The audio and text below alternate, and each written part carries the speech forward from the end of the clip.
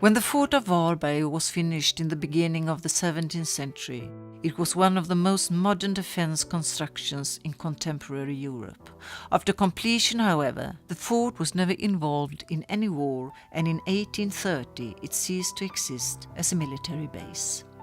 From the Middle Ages onward, parts of the castle and fortress were used for holding prisoners captured. The bastion, the Grey Monk, was used as a prison hold during the middle of the 17th century, and in the southern wing, old dungeons are still preserved.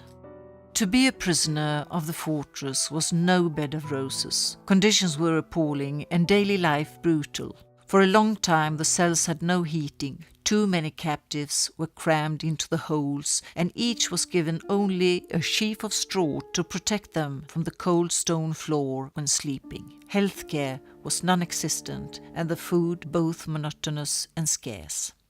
During the 19th century, the fortress increased its capacity for receiving prisoners. Here were, in periods, a local detention prison, a penalty prison, and later also a disciplinary company. During the same century, the cell prison reform was effectuated, which meant that the prisoners were separated from each other. Ordinarily, the prisoners resided together with up to 100 other captives in the same hall, but as a penalty you could be placed in a cell. The cell reform was meant as a humanization of the detention, but became in effect an additionally hard punishment as the prisoners were kept isolated from each other. Private clothes were not allowed, but instead you had to wear a prison uniform. On the back of the uniform was printed LF, which is an abbreviation of Prisoner for Life. The captives, however, translated the letters Long Live Liberty. The prisoners of the fortress were mainly male, but female criminals have also temporarily been kept at the fortress. The lifer Adolf Fredrik Gustafsson Hägerbeck was born in Enslöv parish in southern Halland, but was never a permanent resident of any parish. He belonged to those we now name nomadic people, or as you said in those days, vagrants. Hägerbeck was punished the first time as a 21-year-old for thievery with 7 days on bread and water and visible church punishment, meaning he had to go to church and listen to the words of the parson on Sundays. He had, however, difficulties in keeping on the right side of the law and was in 1851 sentenced to lifelong penal labor in prison and 40 lashes. He was placed in Landskrona prison, but during the 7 years he was there, he was sentenced for 6 attempted escapes. He was transferred to Varberg fortress in January 1859 and placed directly in a cell. He was isolated for a whole year. After that punishment, he was not sentenced for any more offences, and after 10 years in the fort, he was removed to the new shipyard's labour prison in Gothenburg. In the picture, he is 37 years old. The lifer Carl Johan Johansson was a freeholder in Alfshög parish in Halland when he in 1847 was sentenced for the murder of his wife. He had started a relationship with his wife's sister, who also lived on the farm, and they wanted to get married. Together they poisoned his wife with arsenic. They were both condemned, and he was first placed in Landskrona penalty prison, but was transferred to Varberg 3 years later. He stayed in Varberg until 1881, when the penalty prison was closing down. He was then transferred to Långholmen Central Prison in Stockholm. As soon as he had the possibility of begging for mercy, he did, 10 years after the sentence was determined. He submitted 9 petitions of mercy before he, on the 4th of April 1902, 07:15, could leave Långholmen prison as a free man. He was then 66 years old and had spent 28 years in prison. He returned to his children in Falkenberg, where he lived the remaining years of his life. Most of the prisoners in the penalty prison at Varberg fortress were sentenced for robbery, but occasionally for murder, and the same year Carl Johansson was sentenced, a murderer was executed at the fortress. Penalty labor was an important part of prison life. During their imprisonment, the prisoners should work as much as possible, but they were allowed to do it at a pace they could manage. They could earn a small amount of money, which they were able to save for their release, unless they spent it on spirits or gambling. In Varberg, many prisoners worked in the stonemasonry situated to the south of the fortress, but almost all handicrafts were represented among the prisoners in the 19th century. Many were quite skilled, and in the summers the prisoners had a stall in the outer castle courtyard selling products to the summer visitors.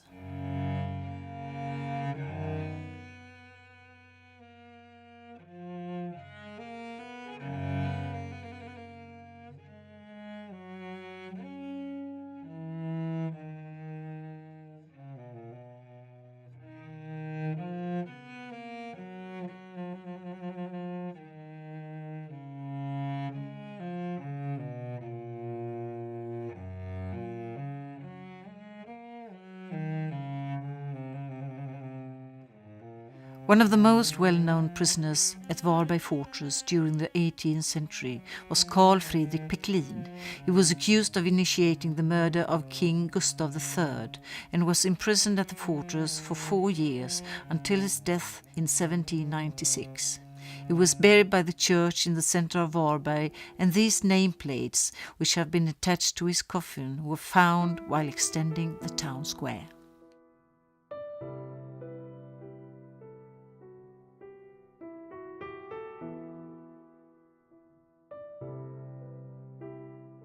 The miniature dog furthest to the left was given to a midwife's assistant after a delivery at the fortress. The prisoners often exchanged crafted objects for various services, for example the purchase of tobacco or other articles.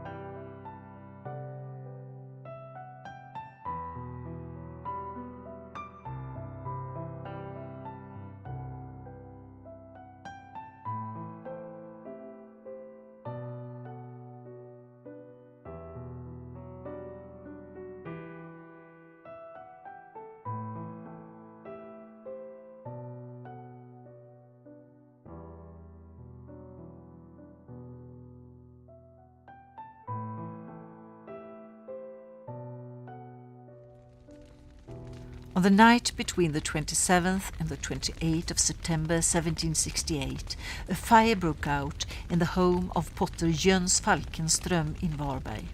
Before it was quenched, the entire house caught fire, and furthermore, it spread to 40 other houses, which were all destroyed, and Potter Falkenström was convicted of having caused the fire. His punishment was $20 fine, money that he didn't possess, so the penalty was transformed into 8 days on bread and water at Varberg's fortress.